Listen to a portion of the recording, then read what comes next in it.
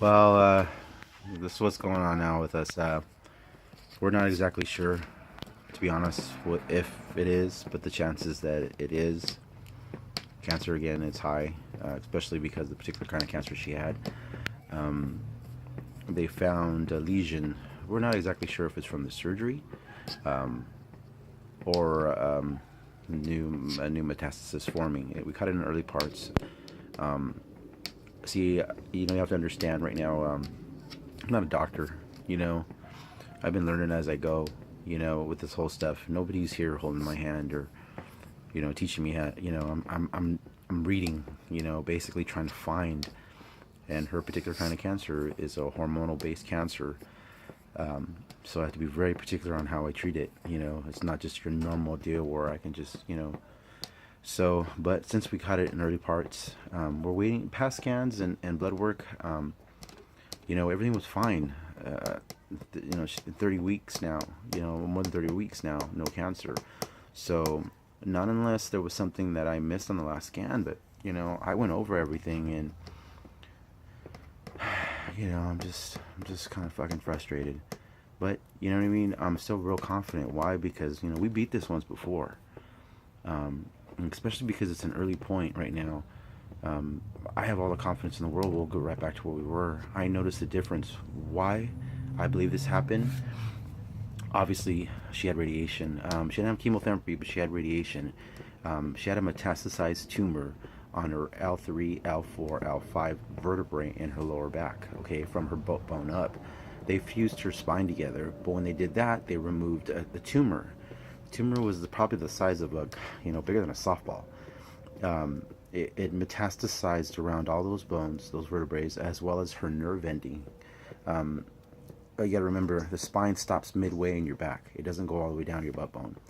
Your butt bone basically is where your nerve endings are produced, as well as bone marrow, and it goes up into your spine. And then that's why you never have any, when you break your spine, it's usually in the middle of your back. It's not towards the end. That's why people have bulging disc disorders and, that kind of stuff. It's in a real vital area. They were worried about a compression. At that point goes, she was in a paralyzed and then died. There was really not much of a choice. We had to do it. We had to get it and get it done. But obviously, I'm not sure if you guys are aware, but I am that with chemotherapy and radiation, it promotes a secondary, if not a third or fourth, whatever growth. It makes it come back. It could hide. You know what I mean? But I don't know. Nobody. These doctors don't know how it grows from one person to another. You know, we took oil back. We weren't doing our normal protocol when she was.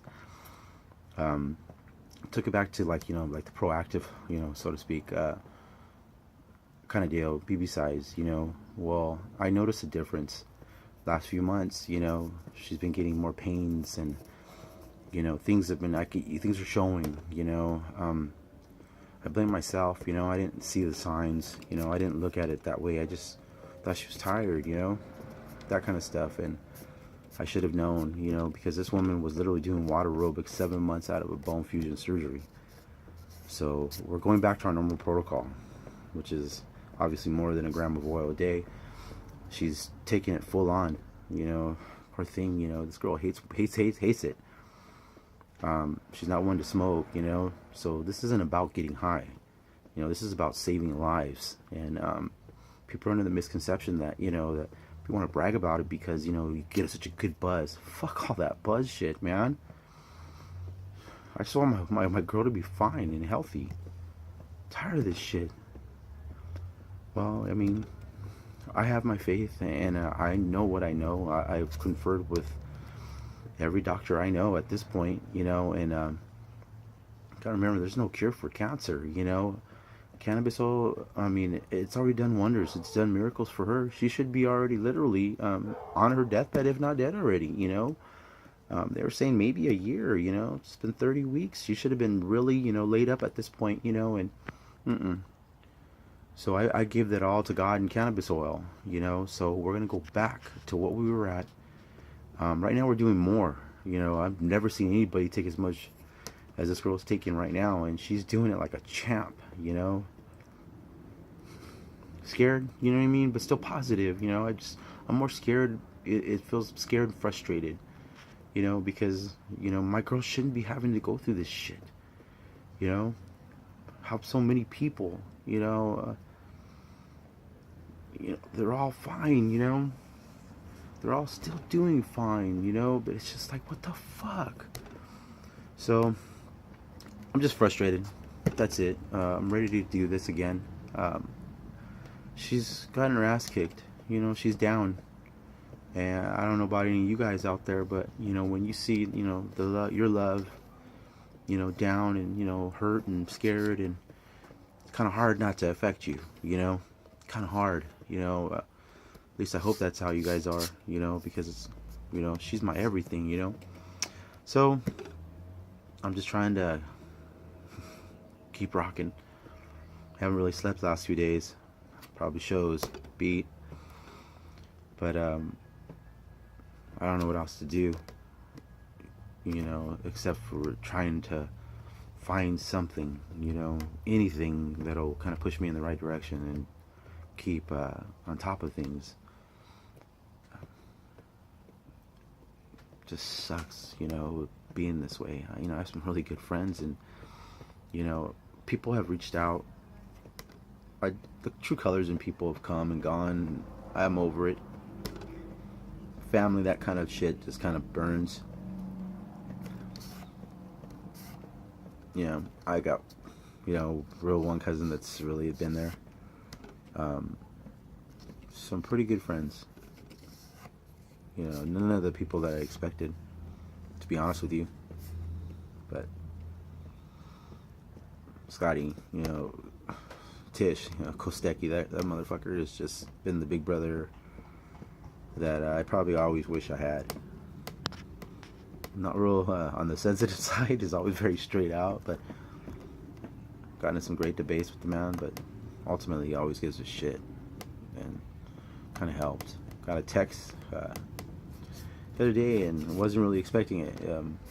Wasn't from somebody I even really knew. I was kind of like, who is it, kind of deal.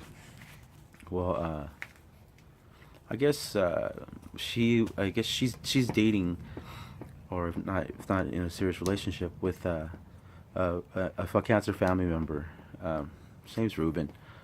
I helped him. Gosh, I didn't realize it was 5 years ago, but I helped him a while ago, and it wasn't so much about help. People take help as me actually really physically doing something. I didn't. At least I don't feel like I did. We talked. I told him, I gave him information in the beginning, and I was very clear, about everything. I did a lot of research, and I wanted to make sure, dot my I's, cross my T's, and it was early on, and, I'm not a doctor, so I was just trying to do the best I could for whatever particular reason why I was doing it. But we became friends. Told him he can call me anytime, it doesn't matter. You need something, call, text me. I don't care. I'm here. We're family now. And people, trip out when I tell them that, but that's something to me. That means something to me. So I am here. Might be going through a fucking loop, but don't look at it like you're adding more. You're actually taking me away. So it's kind of a good thing at times. But anyway, we talked and we talked and we talked. We touched bases here and there, and my thing is always pray for everybody and wish them well. Through this time, it's kind of got my ass kicked, and I guess I was posting some stuff about just kind of being kind of bummed about the whole situation. And this text I got was just unreal. You forget who you talk to. I've forgotten about Ruben, and it kicked me in the butt for a minute, because I was kind of bummed.